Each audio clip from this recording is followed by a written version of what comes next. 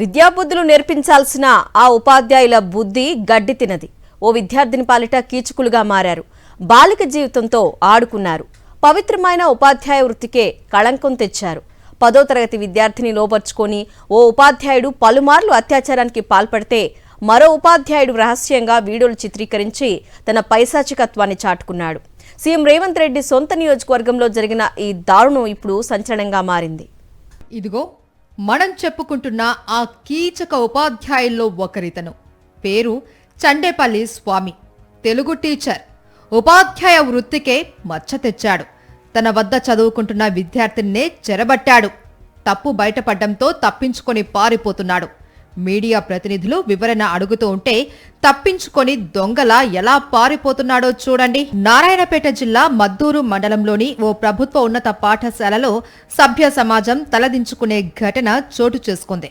ఉపాధ్యాయ వృత్తికే కలంకం తెచ్చేలా వ్యవహరించారు కొందరు టీచర్లు. ఈ పాఠశాలలో తెలుగు ఉపాధ్యాయుడిగా పనిచేస్తున్న చండేపల్లి స్వామి 10వ తరగతి విద్యార్థినితో కొంతకాలంగా సన్నిహితంగా ఉంటున్నాడు. అతడితో విభేదాలు ఉన్న గురునాథ్ రెడ్డి అనే మరో ఉపాధ్యాయుడికి ఈ విషయం తెలిసిందే. అయితే గురునాథ్ రెడ్డి పాఠశాల కంప్యూటర్ గదిలో రహస్యంగా సీసీ కెమెరాను ఏర్పాటు చేశాడు. ఇటీవల స్వామి విద్యార్థినితో కంప్యూటర్ గదిలో అసభ్యంగా ప్రవర్తించగా ఆ దృశ్యాలు సీసీ కెమెరాలో రికార్డయ్యాయి. గురునాథ్ రెడ్డి ఆ వీడియోను స్థానిక సర్పంచ్ భర్త గోళ్ల రవికి షేర్ చేశాడు. రవి తన అనుచరులైన ఆనంద్, విజయ్ కుమార్, మేకల రవికి విషయం చెప్పాడు. వీరంతా ఆ వీడియోను అడ్డం పెట్టుకుని తమకు డబ్బులు ఇవ్వాలి అని స్వామి గురునాథ్ రెడ్డితో పాటు పాఠశాల ప్రధానోపాధ్యాయుడు చెన్నకేశవులను బెదిరించినట్టు తెలుస్తోంది. వీరి మధ్య జరిగిన ఒప్పందం బెడిసి కొట్టడంతో వీడియోను సామాజిక మాధ్యమాల్లో పోస్ట్ చేశారు.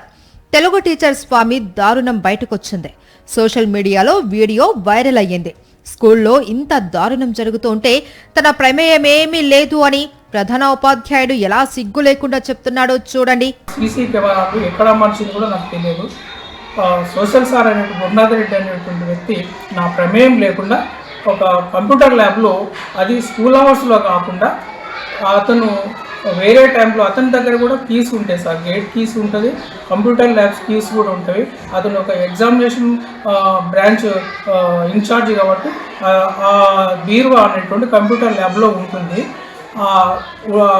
బీరువా తాళం చేత అతనిలో ఉండడం చేత, కంప్యూటర్ ల్యాబ్లో కూడా తాళం చేతులు ఉండడం చేత అక్కడ మాకు స్కూల్ హౌస్లో కాకుండా అతనే ఈ సీసీ కెమెరాను అమర్చి అతను తన కెమెరాకు సెల్ ఫోన్కు కనెక్ట్ చేసుకోవడం జరిగింది సార్.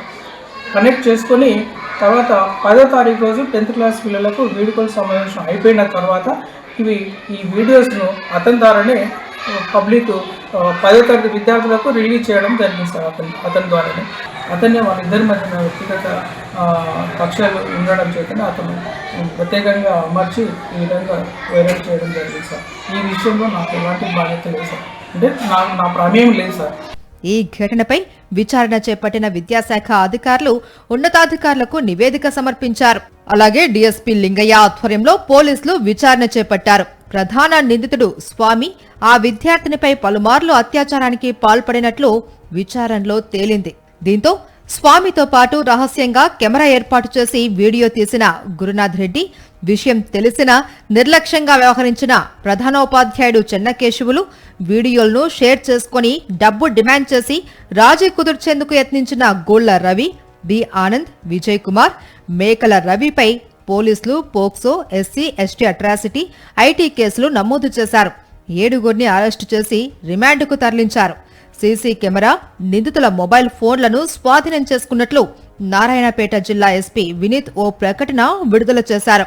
చేసిన తప్పుకు ఇప్పుడు టీచర్లతో పాటు బ్లాక్మెయిల్ కు పాల్పడిన స్థానికులు కటకటాలు లెక్కిస్తున్నారు. తప్పు చేసిన వారికి ఎప్పటికైనా చిప్పకూడు తప్పదు అనటానికి ఈ ఘటనే ఓ ఉదాహరణ.